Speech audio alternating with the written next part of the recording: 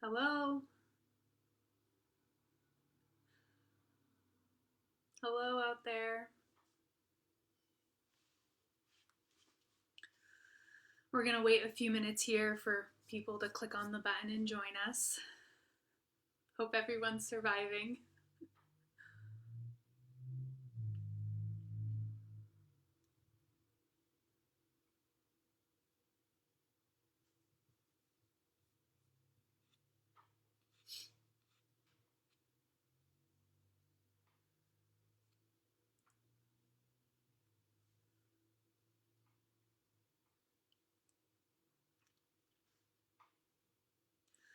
Okay, it's 1 o'clock, so I'm going to get started here. Thank you all for joining us today for Read Aloud Story Time. My name is Amy Vanderweel. I'm the manager of the South Providence Library here in Providence, Rhode Island. So first we have to thank Scholastic, who is the U.S. publisher of Harry Potter. That's what we're going to be reading today. We're really appreciative that you guys are going to let us read aloud one of my favorite books. So thank you to Scholastic.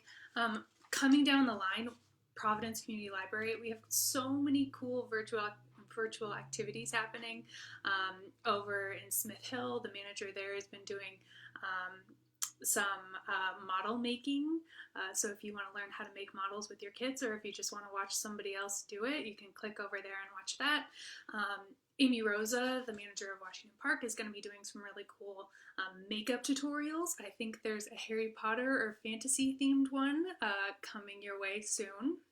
We also have a bunch of different virtual reference options. So if you are a kid who's doing a project for school and needs help finding sources, you can email us. We're happy to help you find sources. We also have ebooks, e-audiobooks. All of that is accessible from your library card. If you have any questions, just comment on the Facebook page, send us an email, and we're happy to get that set up for you. So why Harry Potter? That's what we're going to be reading. I chose Harry Potter because it's one of my favorite series, and I'm sure that many of you feel the same way. And in this time when we kind of need some comfort, this is something that I come back to. It's also something that if you've read it before, you can pop in and out. You don't have to listen every single day. You don't have to listen the whole time. If it's something that you just want somebody else to read to you for a little bit, that's great. That's what I'm here for. A couple of my favorite memories are being in a Mrs. Rush's 5th grade class, sitting on the ground for story time, and just having somebody read to me for a little bit. I do need to disclaimer. I know that Harry Potter audiobooks are so well loved, but I also need to let you know that I'm not Jim Dale. I don't have the right accent. I'm sorry. I also, I'm not going to do voices because I'm not very good at voices. So if you just want somebody to read to you, here we go. So the logistics. Every day I'm going to be doing this at 1 p.m. for between 30 and 45 minutes. Just whatever the nearest chapter break is. As we get close to the 30-minute mark, I'll let you know kind of how much longer we're going to go for. So let's get started. Turn up your volume, get out your coloring sheets, get your puzzle ready so that we can start reading. Today we're going to be reading Harry Potter and the Sorcerer's Stone by J.K. Rowling.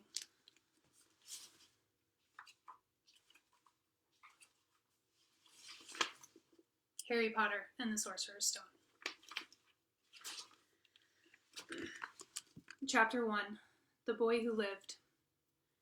Mr. and Mrs. Dursley of number 4 Privet Drive were proud to say that they were perfectly normal, thank you very much. They were the last people you'd expect to be involved in anything strange or mysterious, because they just didn't hold with such nonsense. Mr. Dursley was the director of a firm called Grunnings, which made drills. He was a big, beefy man with hardly any neck, although he did have a very large mustache. Mrs. Dursley was thin and blonde and had nearly twice the usual amount of neck, which came in very useful as she spent so much of her time craning over garden fences, spying on the neighbors. The Dursleys had a small son called Dudley, and in their opinion, there was no finer boy anywhere. The Dursleys had everything they wanted, but they also had a secret, and their greatest fear was that somebody would discover it. They didn't think they could bear it if anyone found out about the Potters. Mrs. Potter was Mrs. Dursley's sister, but they hadn't met for several years. In fact, Mrs. Dursley pretended she didn't have a sister, because her sister and her good-for-nothing husband were as un-Dursleyish as possible to be. The Dursleys shuddered to think what the neighbors would say if the Potters arrived in the street. The Dursleys knew that the Potters had a small son, too, but they had never seen him. This boy was another good reason for keeping the Potters away. They didn't want Dudley mixing with a child like that. When Mr. and Mrs. Dursley woke up on the dull gray Tuesday our story starts, there was nothing about the cloudy sky outside to suggest that strange and mysterious things would soon be happening all over the country. Mr. Dursley hummed as he picked out his most boring tie for work, and Mrs. Dursley gossiped away happily as she wrestled the screaming Dudley into his high chair. None of them noticed a large, tawny owl flutter past the window. At 8:30, Mr. Dursley picked up his briefcase, pecked Mrs. Dursley on the cheek, and tried to kiss Dudley goodbye, but missed, because Dudley was now having a tantrum and throwing his cereal at the walls. "Little tyke," chortled Mr. Dursley as he left the house. He got into his car and backed out of No. 4's drive. It was on the corner of the street that he noticed the first sign of something peculiar: a cat reading a map. For a second, Mr. Dursley didn't realize what he had seen. Then he jerked his head around to look again. There was a tabby cat standing on the corner of Privet Drive, but there wasn't a map in sight. What could he have been thinking of? It must have been a trick of the light. Mr. Dursley blinked and stared at the cat. It stared back. As Mr. Dursley drove around the corner and up the road, he watched the cat in his mirror. It was now reading the sign that said Privet Drive. No, looking at the sign. Cats couldn't read maps or signs. Mr. Dursley gave himself a little shake and put the cat out of his mind. As he drove toward town, he thought of nothing except a large order of drills he was hoping to get that day. But on the edge of town, drills were driven out of his mind by something else. As he sat in the usual morning traffic jam, he couldn't help noticing that there seemed to be a lot of strangely dressed people about. People in cloaks. Mr. Dursley couldn't bear people who dressed in funny clothes, the get-ups you saw on young people. He supposed this was some stupid new fashion. He drummed his fingers on the steering wheel, and his eyes fell on a huddle of these weirdos standing quite close by. They were whispering excitedly together. Mr. Dursley was enraged to see that a couple of them weren't young at all. Why, that man had to be older than he was, and wearing an emerald green cloak. The nerve of him. But then it struck Mr. Dursley that this was probably some silly stunt. These people were obviously collecting for something. Yes, that would be it. The traffic moved on, and a few minutes later, Mr. Dursley arrived in the Grunnings parking lot, his mind back on drills. Mr. Dursley always sat with his back to the window in his office on the 9th floor. If he hadn't, he might have found it harder to concentrate on drills that morning. He didn't see the owls swooping past in broad daylight, though people down in the street did. They pointed and gazed open-mouthed as owl after owl sped overhead. Most of them had never seen an owl even at nighttime. Mr. Dursley, however, had a perfectly normal, owl-free morning. He yelled at 5 different people. He made several important telephone calls and shouted a bit more.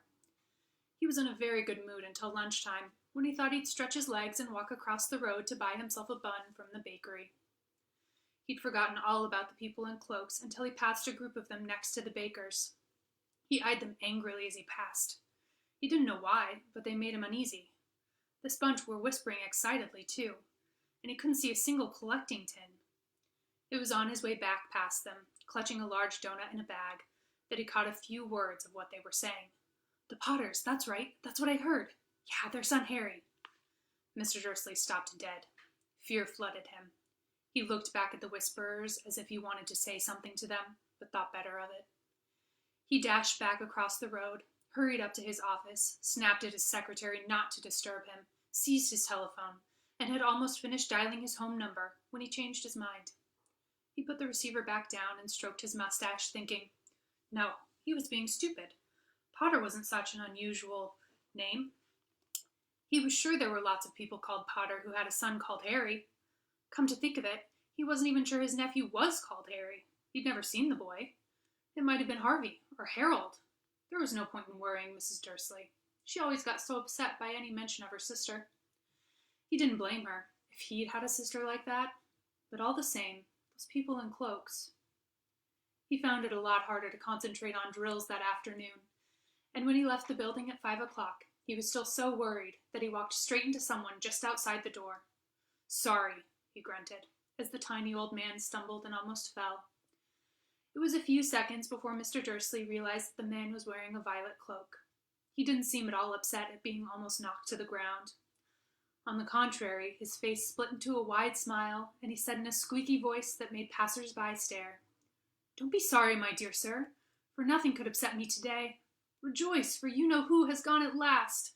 Even muggles like yourself should be celebrating this happy, happy day." The old man hugged Mr. Dursley around the middle and walked off. Mr. Dursley stood rooted to the spot. He had been hugged by a complete stranger. He also thought he had been called a muggle, whatever that was. He was rattled. He hurried to his car and set off for home, hoping he was imagining things, which he had never hoped before, because he didn't approve of imagination. As he pulled into the driveway of number 4, the first thing he saw, and it didn't improve his mood, was the tabby cat he'd spotted that morning. It was now sitting on his garden wall. He was sure it was the same one. It had the same markings around its eyes. "Shoo!" said Mr. Dursley loudly. The cat didn't move. It just gave him a stern look. Was this normal cat behavior? Mr. Dursley wondered. Trying to pull himself together, he let himself into the house. He was still determined not to mention anything to his wife. Mrs. Dursley had had a nice, normal day. She told him over dinner all about Mrs. Next Door's problems with her daughter, and how Dudley had learned a new word, won't. Mr. Dursley tried to act normally. When Dudley had been put to bed, he went into the living room in time to catch the last report on the evening news. And finally, birdwatchers everywhere have reported that the nation's owls have been behaving very unusually today. Although owls normally hunt at night and are hardly ever seen in daylight, there have been hundreds of sightings of these birds flying in every direction since sunrise. Experts are unable to explain why the owls have suddenly changed their sleeping pattern. The newscaster allowed himself a grin. Most mysterious. And now over to Jim McGuffin with the weather. Going to be any more showers of owls tonight, Jim? "Well, Ted," said the weatherman, "I don't know about that, but it's not only the owls that have been acting oddly today. Viewers as far apart as Kent, Yorkshire, and Dundee have been phoning in to tell me that instead of the rain I promised yesterday, they've had a downpour of shooting stars. Perhaps people have been celebrating bonfire night early. It's not until next week, folks, but I can promise a wet night tonight." Mr. Dursley sat frozen in his armchair. Shooting stars all over Britain? Owls flying by daylight? Mysterious people in cloaks all over the place? And a whisper about the Potters. Mrs. Dursley came into the living room carrying 2 cups of tea. It was no good. He'd have to say something to her. He cleared his throat nervously. Petunia, dear, you haven't heard from your sister lately, have you?" As he had expected, Mrs. Dursley looked shocked and angry. After all, they normally pretended she didn't have a sister. "No," she said sharply. "Why?" "Funny stuff on the news," Mr. Dursley mumbled. "Owls, shooting stars. There were a lot of funny-looking people in town today." "So?" snapped Mrs. Dursley. "Well, I just thought maybe it was something to do with, her crowd." Mrs. Dursley sipped her tea through pursed lips. Mr. Dursley wondered whether he dared tell her he'd heard the name Potter. He decided he didn't dare. Instead, he said, as casually as he could, "Their son, he'd be about Dudley's age now, wouldn't he?" "I suppose so," said Mrs. Dursley stiffly. "What's his name again? Howard, isn't it?" "Harry. Nasty common name, if you ask me." "Ah, yes," said Mr. Dursley, his heart sinking horribly. "Yes, I quite agree." He didn't say another word on the subject as they went upstairs to bed. While Mrs. Dursley was in the bathroom, Mr. Dursley crept to the bedroom window and peered down into the front garden. The cat was still there. It was staring down Privet Drive as though it were waiting for something. Was he imagining things? Could all this have anything to do with the Potters? If it did, if it got out that they were related to a pair of, well, he didn't want to bear it. The Dursleys got into bed. Mrs. Dursley fell asleep quickly, but Mr. Dursley lay awake, turning it all over in his mind. His last comforting thought before he fell asleep was that even if the Potters were involved, There was no reason for them to come near him and Mrs. Dursley. The Potters knew very well that he and Petunia thought about them and their kind. He couldn't see how he and Petunia could get mixed up in anything that might be going on. He yawned and turned over. It couldn't affect them. How very wrong he was. Mr. Dursley might have been drifting into an uneasy sleep, but the cat on the wall outside was showing no sign of sleepiness. It was sitting as still as a statue, its eyes fixed unblinkingly on the far corner of Privet Drive. It didn't so much as quiver when a car door slammed on the next street, nor when 2 owls swooped overhead. In fact, it was nearly midnight before the cat moved at all. A man appeared on the corner the cat had been watching, appeared so suddenly and silently, you'd have thought he'd just popped out of the ground. The cat's tail twitched and its eyes narrowed. Nothing like this man had ever been seen on Privet Drive. He was tall, thin, and very old, judging by the silver of his hair and beard, which were both long enough to tuck into his belt. He was wearing long robes, a purple cloak that swept to the ground, and high-heeled, buckled boots. His blue eyes were light, bright, and sparkling behind half-moon spectacles, and his nose was very long and crooked, as though it had been broken at least twice. This man's name was Albus Dumbledore. Albus Dumbledore didn't seem to realize that he had just arrived in a street where everything from his name to his boots was unwelcome. He was busy rummaging in his cloak, looking for something. But he did seem to realize he was being watched, because he looked up suddenly at the cat, which was still staring at him from the other end of the street. For some reason, the sight of the cat seemed to amuse him. He chuckled and muttered, "I should have known." He found what he was looking for in his inside pocket. It seemed to be a silver cigarette lighter. He flicked it open, held it up in the air, and clicked it. The nearest street lamp went out with a little pop. He clicked it again. The next lamp flickered into darkness.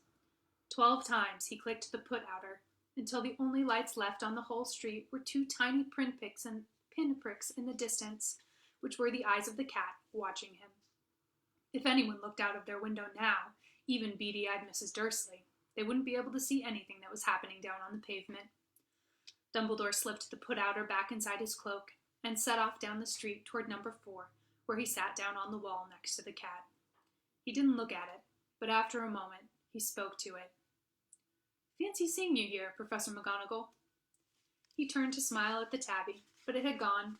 Instead, he was smiling at a rather severe-looking woman who was wearing square glasses exactly the shape of the markings the cat had had around its eyes. She, too, was wearing a cloak, an emerald one. Her black hair was drawn into a tight bun. She looked distinctly ruffled. "How did you know it was me?" she asked. "My dear Professor, I've never seen a cat sit so stiffly." "You'd be stiff if you'd been sitting on a brick wall all day," said Professor McGonagall. "All day? When you could have been celebrating?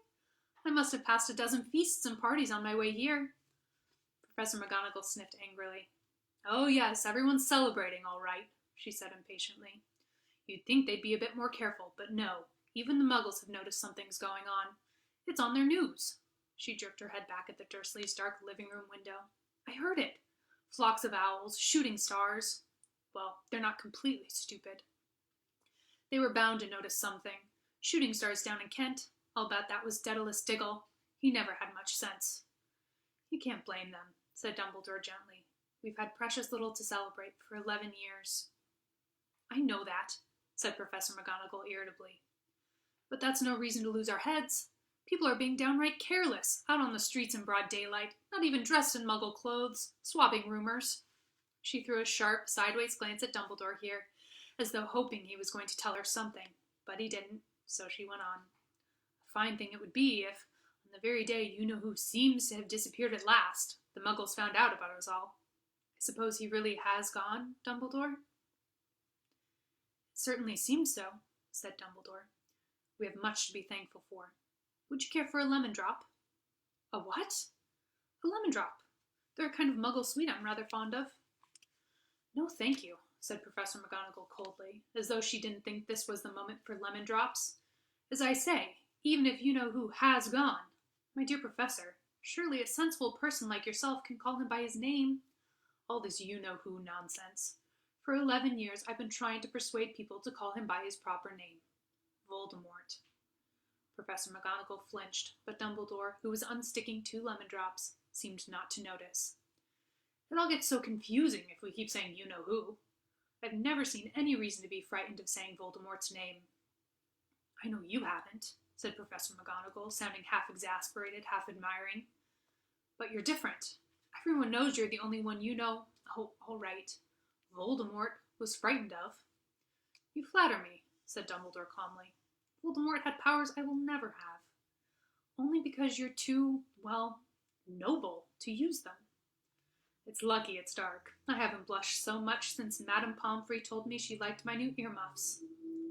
Professor McGonagall shot a sharp look at Dumbledore and said, The owls are nothing next to the rumors that are flying around. You know what everyone's saying? About why he's disappeared? About what finally stopped him?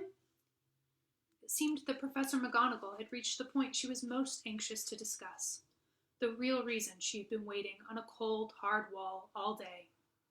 For neither as a cat nor as a woman had she fixed Dumbledore with such a piercing stare as she did now. It was plain that whatever everyone was saying, she was not going to believe it until Dumbledore told her it was true. Dumbledore, however, was choosing another lemon drop and did not answer. What they're saying, she pressed on, is that last night Voldemort turned up in Godric's Hollow. He went to find the Potters. The rumor is that Lily and James Potter that they're dead. Dumbledore bowed his head. Professor McGonagall gasped. Lily and James, I can't believe it. I didn't want to believe it. Oh, Albus. Dumbledore reached out and patted her on the shoulder. I know, he said heavily. Professor McGonagall's voice trembled as she went on. That's not all. They're saying he tried to kill the Potter's son, Harry, but he couldn't. He couldn't kill that little boy. No one knows why or how, but they're saying that when he couldn't kill Harry Potter, Voldemort's power somehow broke, and that's why he's gone. Dumbledore nodded glumly. It's true? Faltered Professor McGonagall. After all he's done, all the people he's killed, he couldn't kill a little boy? It's just astounding. Of all the things to stop him, but how in the name of heaven did Harry survive? We can only guess, said Dumbledore. We may never know. Professor McGonagall pulled out a lace handkerchief and dabbed at her eyes beneath her spectacles. Dumbledore gave a great sniff as he took a golden watch from his pocket and examined it. It was a very odd watch. It had 12 hands, but no numbers. Instead, little planets were moving around the edge. It must have made sense to Dumbledore, though, because he put it back in his pocket and said, Hagrid's late. I suppose it was he who told you I'd be here, by the way? Yes, said Professor McGonagall, and I don't suppose you're going to tell me why you're here, of all places. I've come to bring Harry to his aunt and uncle. They're the only family he has left now. You can't mean the people who live here, cried Professor McGonagall, jumping to her feet, pointing at number 4. Dumbledore, you can't. I've been watching them all day. You couldn't find 2 people who are less like us. And they've got a son. I saw him kicking his mother all the way up the street, screaming for sweets. Harry Potter come and live here? It's the best place for him, said Dumbledore firmly. His aunt and uncle will be able to explain everything to him when he's older. I've written them a letter. A letter? Repeated Professor McGonagall faintly, sitting back down on the wall. Really, Dumbledore, you think you can explain all this in a letter? These people will never understand him. He'll be famous, a legend. I wouldn't be surprised if today was known as Harry Potter Day in the future. There will be books written about Harry. Every child in our world will know his name. Exactly, said Dumbledore, looking very seriously over the top of his half-moon glasses. It would be enough to turn any boy's head. Famous before he can walk and talk. Famous for something he won't even remember. Can't you see how much better off he'll be, growing up away from all that until he's ready to take it? Professor McGonagall opened her mouth, changed her mind, swallowed, and said, Yes, you're right, of course. But how is the boy getting here, Dumbledore? She eyed his cloak suddenly, as though she thought he might be hiding Harry underneath it. Hagrid's bringing him. You think it wise to trust Hagrid with something as important as this? I would trust Hagrid with my life, said Dumbledore. I'm not saying his heart isn't in the right place, said Professor McGonagall grudgingly. But you can't pretend he's not careless. He does tend to... What was that? A low rumbling sound had broken the silence around him. It grew steadily louder as they looked up and down the street for some sign of a headlight. It swelled to a roar as they both looked up at the sky, and a huge motorcycle fell out of the air and landed on the road in front of them. If the motorcycle was huge, it was nothing to the man sitting astride it. He was almost twice as tall as a normal man, and at least 5 times as wide. He looked simply too big to be allowed, and so wild. Long tangles of bushy black hair and beard hid most of his face. He had hands the size of trash can lids, and his feet in their leather boots were like baby dolphins. In his vast, muscular arms, he was holding a bundle of blankets. Hagrid, said Dumbledore, sounding relieved. At last. And where did you get that motorcycle? Borrowed it, Professor Dumbledore, sir, said the giant, climbing carefully off the motorcycle as he spoke. Young Sirius Black lent it to me. I've got him, sir. No problems, were there? No, sir. House was almost destroyed, but I got him out all right before the muggles started swarming around. He fell asleep as we was flying over Bristol. Dumbledore and Professor McGonagall bent forward over the bundle of blankets. Inside, just visible, was a baby boy, fast asleep. Under a tuft of jet black hair over his forehead, they could see a curiously shaped cut, like a bolt of lightning. Is that where? Whispered Professor McGonagall. Yes, said Dumbledore. He'll have that scar forever. Couldn't you do something about it, Dumbledore? Even if I could, I wouldn't. Scars can come in handy. I have one myself above my left knee that is a perfect map of the London Underground. Well, give him here, Hagrid. We'd better get this over with. Dumbledore took Harry in his arms and turned toward the Dursleys' house. Could I say goodbye to him, sir? Asked Hagrid. He bent his great shaggy head over Harry and gave him what must have been a very scratchy, whiskery kiss. Then, suddenly, Hagrid let out a howl like a wounded dog. Shh! Hissed Professor McGonagall. You'll wake the muggles. Sorry, sobbed Hagrid, taking out a large, spotted handkerchief and burying his face in it. But I can't stand it. Lily and James dead, and poor little Harry off to live with muggles.